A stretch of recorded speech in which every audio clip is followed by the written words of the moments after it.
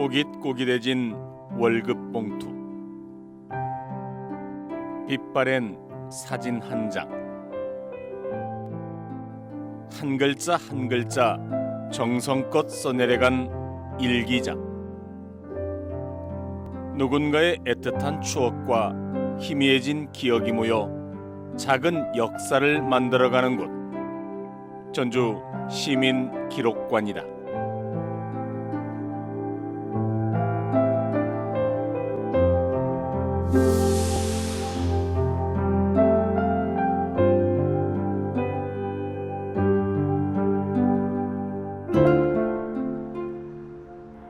제가 나와 있는 이곳은 전주시 옛 보훈회관 자리에 들어선 전주 시민기록관입니다. 전주 시민기록관은 시민들이 기증한 옛 기록물들이 전시된 공간으로 지난 2016년부터 전주시가 5,000점에 달하는 기록물을 수집해서 보관하고 있습니다. 그간 일상에서 사라진 생활 기록물부터 고문서까지 전주의 기억과 시민들의 삶이 담긴 다양한 기록물이 쏟아져 나왔는데요. 우리가 미처 알지 못했던 전주의 역사와 문화를 전주 시민기록관 기록물을 통해 살펴보도록 하겠습니다. 지난 12월 전주시 인호동에 전주시민기록관이 개관됐다. 박물관이나 미술관이 아닌 조금 생소한 이름의 시민기록관. 이곳은 전주의 역사와 시민들의 추억이 담긴 다양한 기록물이 전시된 공간이다. 전주시가 시민들의 기록물을 수집하기 시작한 건 2015년부터 민간 기록물 수집 및 관리에 관한 조례를 제정하는 한편 여러 차례 전주 기록물 수집 공모전을 진행해 시민들이 기증하고 기탁한 기록물로 전시회를 열어왔다. 지난 6년 동안 시민의 기록을 모아 도시의 역사로 만들기 시작한 것이다. 시민기록관의 주제가 시민의 삶을 기억한다입니다. 기억한다는 것은 사실 형체가 없죠. 그래서 시민들이 모으고 또 그 기록물, 시민들의 삶이 담겨 있는 기록물들을 이 기록관에서 잘 보존하고 또 향후에 어떻게 활용할 것인지를 생각하는 그런 공간입니다.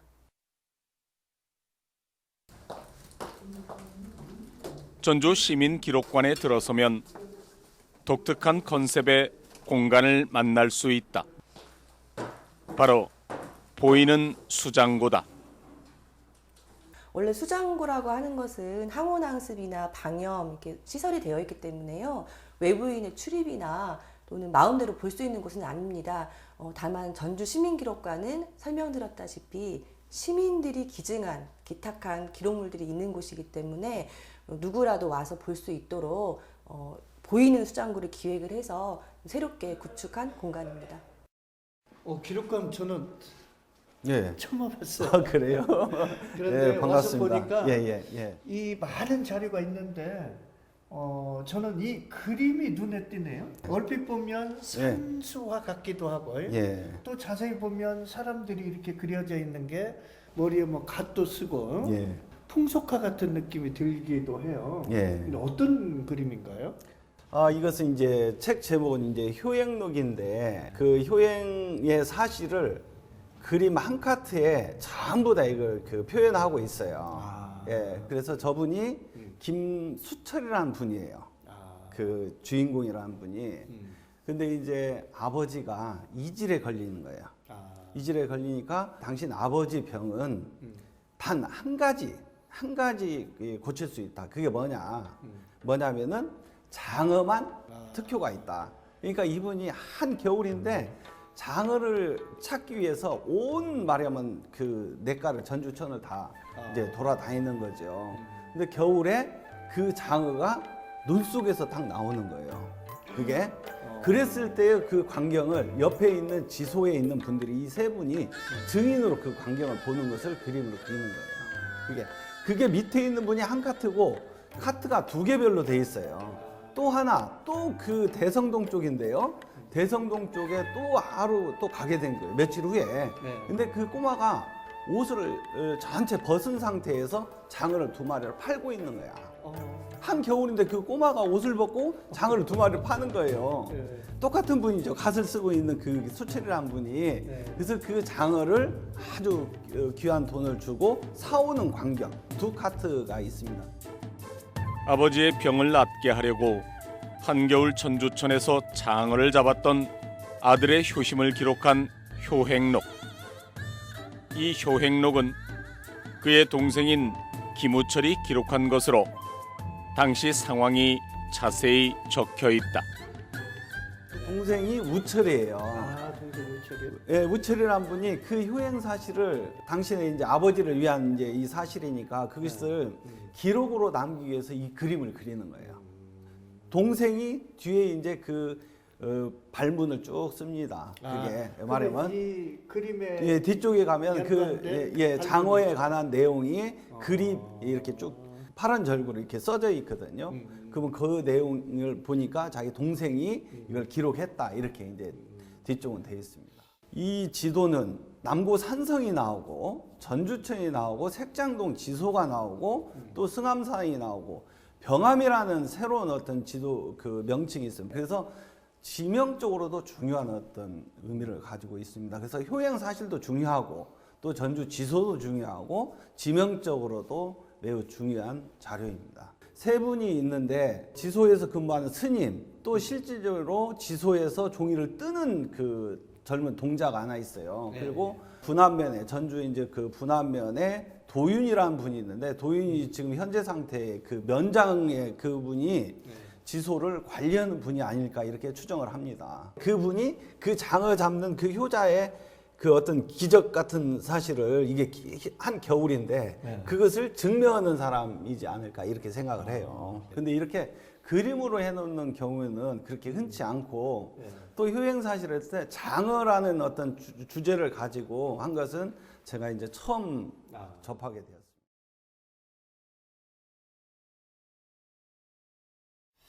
저 위에 있는 것은 월급 봉투 아닌가요? 예, 월급 봉투 맞습니다. 예. 이게 이제 기록물도 돼요?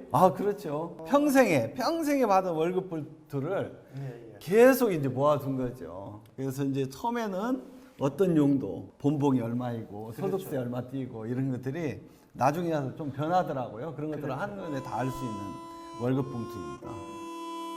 낡고 해진 월급 봉투. 별것 아닌 것 같아 보이지만 50여 년 전 어느 가장의 월급 봉투를 통해서 그 시절의 경제 상황은 물론 서민들의 생활상을 엿볼 수 있다.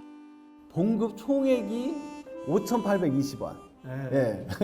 근데 소득세를 얼마 띄었네요. 부가세를 또 20원 정도 띄네요. 그다음에 연금이 이때부터 들어가네요. 연금이 130원. 실질적으로 지급액이 4,514원. 예. 근데 봉급 명세서에 구두 닦기 그 항목이 있는 것이 아주 예, 신기하잖아요. 예. 그러니까 이분이 만약에 공무원이니까 시청 앞에 구두 닦기 그분이 이렇게 월급에서 뛰어가는 것 같아요. 이것도 특이하네요. 예.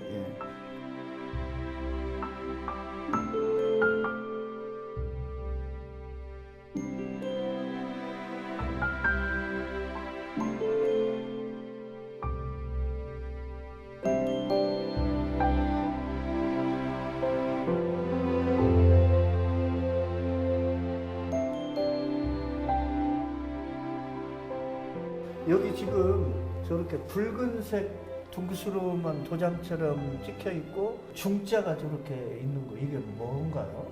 이것이 이제 획기지라는 것인데요. 획기지. 공식 명칭이 획기지예요. 획기지. 예.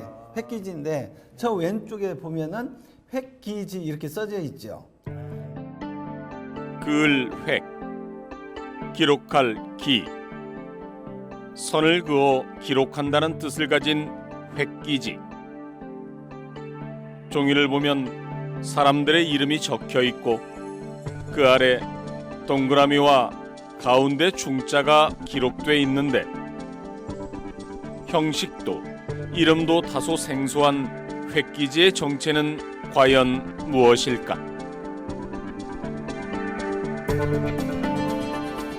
전주 다가산 아래에 자리한 천양정. 309년의 활터 역사를 간직한 이곳에서 획기지의 정체를 확인할 수 있다. 획기지라는 것은 이제 화살을 쏘는데 1순, 2순, 3순을 쏴요.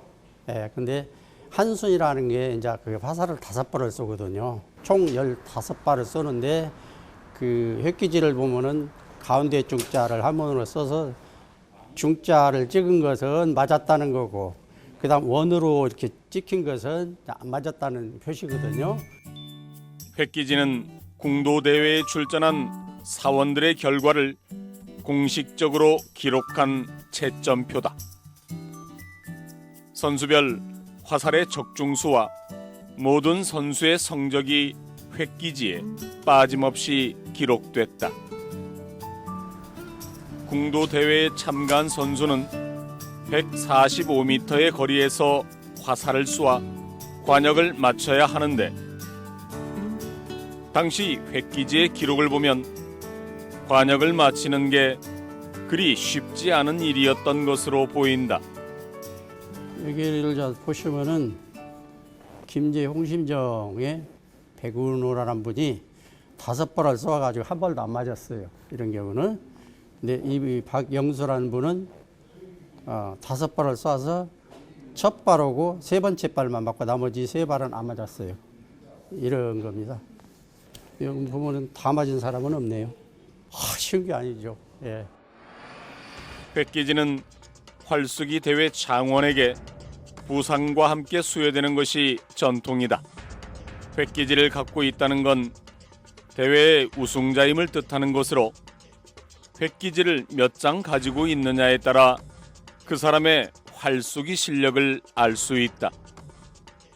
이 획기지는 이제 단체전 획기지인데요.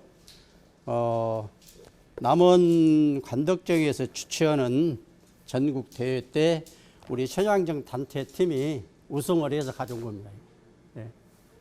이걸 많이 갖고 있으면 실력이 좋겠네요. 그렇죠. 예. 총 그 세 번을 15발을 쏜 총 합계를 내 가지고 제일로 많이 맞은 그분에게 이제 장원자한테만 주는 겁니다. 그죠? 단체전도 1등한테, 그다음에 여자부, 장년부, 노인부도 각각 1등한테만 줍니다.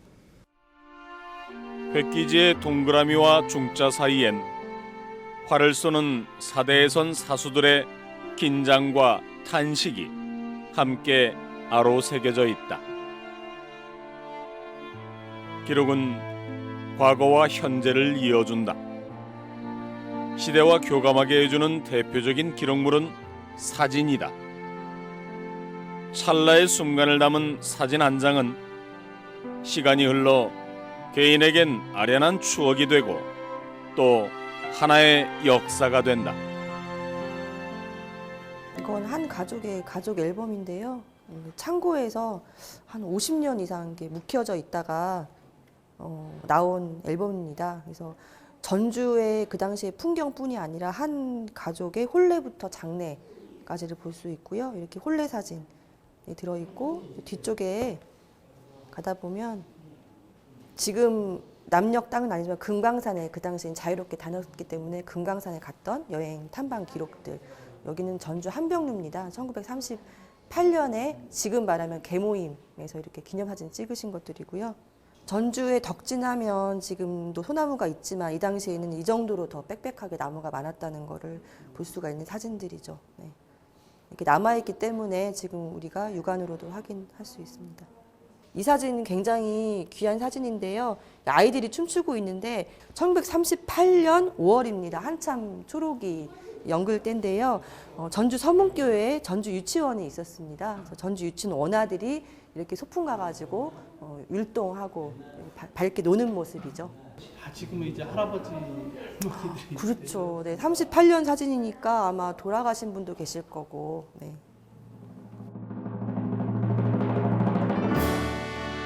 최근 재개발 문제로 논란이 된 전주 공설운동장. 전주 공설운동장이 지금의 모습을 갖춘 건 1980년 제61회 전국체전을 위해 증축하면서부터이다. 그런데 처음 전주 공설운동장이 건설된 건 1963년 제44회 전국체전을 준비하기 위해서였다. 지금으로부터 57년 전 아무것도 없던 논밭 위에 대규모 종합경기장이 만들어지던 모습은 사진 기록으로 고스란히 남아있다. 그때가 이제 어떻게 되었는 거니 군사정권 바로 그 후라 지사도 군인이 와 있고 그게 어떤 그냥 느닷없이 4월 달에 44회 전국 체육대회를 전주에서 개최해라 이렇게 명이 딱 떨어진 게로 지사로서도 굉장히 당황을 했지. 돈 사전에 준비를 안 했기 때문에 예산도 하나도 안 세워놨지. 막막한 입장에서 그냥 불이 나게 이제 4월 달에 가을 9월 말일 안으로 공사를 끝내야 한다. 뭐 그래 10월 초에 바로 전국 체육대회가 열렸거든요.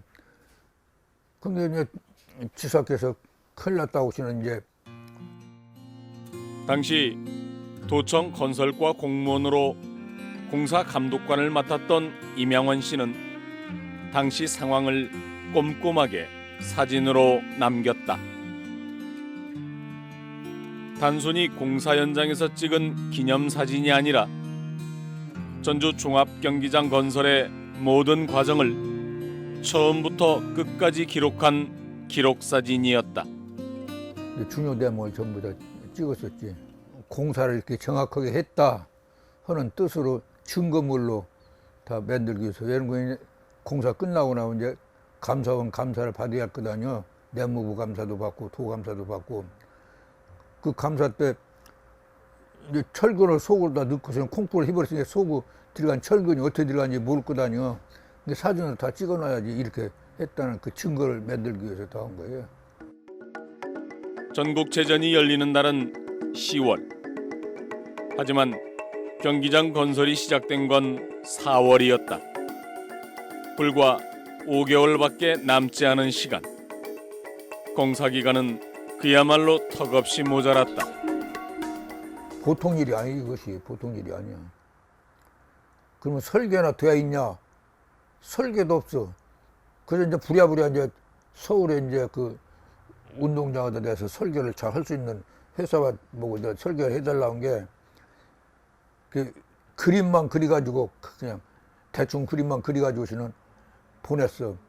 자기네가 이렇게 설계 금액을 빼려면 또 몇 달 걸리는데 도저히 그러면 시간이 늦어서 안 되는 게 우선 이놈 가지고 공사를 하라. 도저히 시간이 쫓겨서 못 온다고 우리 보고 공사하면서 설계하면서 저거 이렇게 맞춰가면서 하라고 이렇게 되어 있었어. 대규모 경기장을 지어본 경험도 없는 데다 예산마저 부족했던 상황. 전주에서 처음 치르는 전국체전은 무산될 위기에 놓였다. 오는 10월에 있을 제44회 전국체육대회 개최지 문제가 대한체육회에 의해 재검토되고 있다. 당초 제44회 대회는 전주에서 열도록 되어 있었으나 1년 앞으로 다가온 동경올림픽의 중요성과 전주의 시설면에 비춰 개최지 재선정의 문제가 요즘 대한체육회 고위층의 관심을 모으고 있다는 것이다. 우려와 달리 우여곡절 끝에 공사가 5개월 만에 마무리되고 제44회 전국체전은 성공적으로 끝났다. 1963년 폭풍같이 흘렀던 6개월의 공사기간. 반세기가 넘는 긴 세월이 흘렀지만 임양원 씨는 그때의 기억이 아직도 생생하다. 그때 한 35, 45대 아마. 자, 꿈만 같아. 그때 어떻게 그렇게 했는고 한 것이.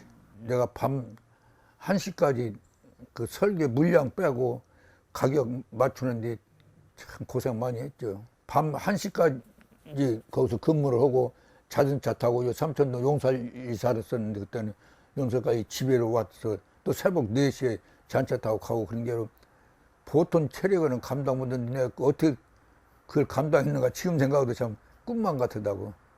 그때 그게 급조로 했어도 안 까물어진 거.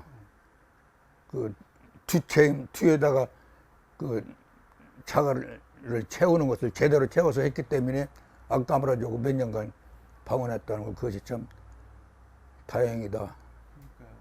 그리고 제가 그 감독은 공사 치고 하자난 것은 이제까지 하나도 없어요.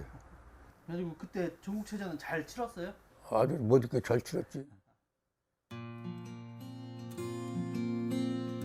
지역의 역사는 그 지역을 살아온 사람들의 역사이다. 시민들의 기록과 흔적, 기쁨과 슬픔의 기억이 모여 역사를 채우는 한 장의 페이지가 된다. 그리고 차곡차곡 쌓이는 역사의 페이지들은 지역의 정체성을 대변하고 지역민의 자부심을 키우는 자양분이 될 것이다. 작은 성냥갑 하나, 월급 봉투 한 장, 당장 버려도 될 것 같은 것들이 무슨 역사가 될 수 있겠냐 생각할 수 있지만 한 시대를 살아온 사람들의 흔적이 담긴 이런 민간 기록들이야말로 우리 근현대의 사회상과 일상사를 보여주는 귀중한 역사 자료입니다. 어쩌면 지금 여러분의 집안 어디엔가도 시간의 흔적을 담은 소중한 기록물들이 잠들어 있을지 모릅니다. 그렇다면 주저하지 말고 전주 시민기록관을 찾아주시기 바랍니다. 그리고 개인의 기록이 모여 우리의 소중한 역사가 된다는 것을 전주 시민기록관에서 느껴보시기 바랍니다.